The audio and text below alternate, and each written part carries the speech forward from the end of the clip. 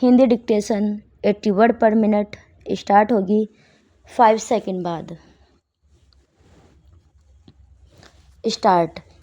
यह अच्छा हुआ कि विदेश मंत्रालय के प्रवक्ता ने बांग्लादेश में हिंदू युवक दीपू चंद्र दास की बर्बर तरीके से हत्या करने वालों को न्याय के कटघरे में खड़ा करने और वहां के सभी अल्पसंख्यकों की सुरक्षा की आवश्यकता पर बल दिया। लेकिन इतना ही पर्याप्त नहीं, भारत को बांग्लादेश पर इसके लिए दबाव भी बनाना होगा कि वहां अल्पसंख्यकों और विशेष रूप से हिंदुओं के जान माल की रक्षा सुनिश्चित हो सके।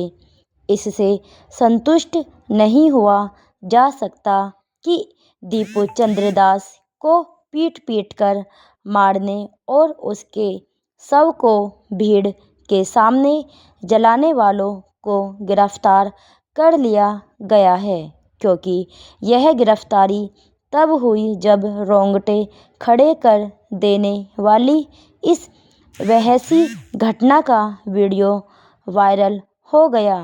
बांग्लादेश के हिंदू इसलिए कट्टरपंथियों के निशाने पर है क्योंकि अपदस्थ प्रधानमंत्री शेख हसीना ने भारत में शरण ले रखी है और इस बहाने कट्टरपंथी ताकतें भारत के खिलाफ माहौल बनाने में जुटी हुई है।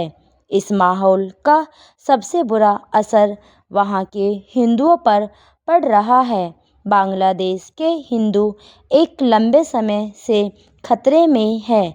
जब बांग्लादेश बना तब वहां करीब 15-16% हिंदू थे, लेकिन आज उनकी संख्या 8% से भी कम रह गई है।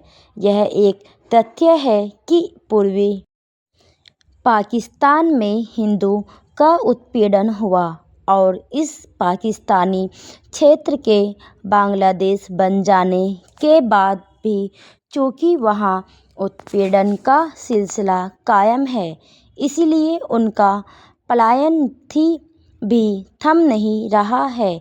यदि यही हालत रही तो बांग्लादेश के हिंदुओं की यही दशा हो सकती है जो पाकिस्तान में है।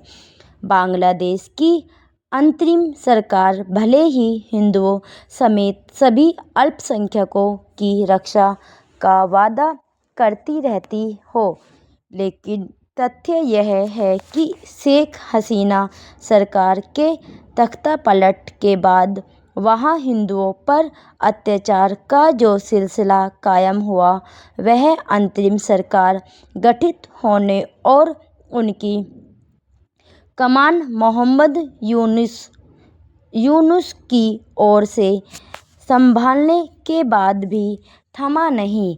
पिछले 16 महीनों में बांग्लादेश में हिंदुओं को निशाना बनाने की तमाम घटनाएं घट चुकी हैं।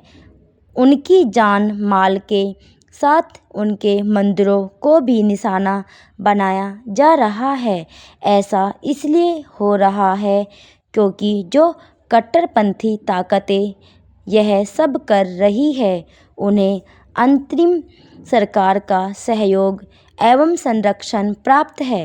ऐसी कुछ ताकतें जो इस सरकार को अपना समर्थन भी दे रही है, इसमें से वह जमाते इस्लामी भी है जो भारत विरोध के लिए कुख्यात है। भारत को यह आभास होना चाहिए कि बांग्लादेश में प्रताड़ित हो रहे हिंदुओं को लेकर उसकी ओर से व्यक्त की जा रही चिंता मात्र से बात बनने वाली नहीं है।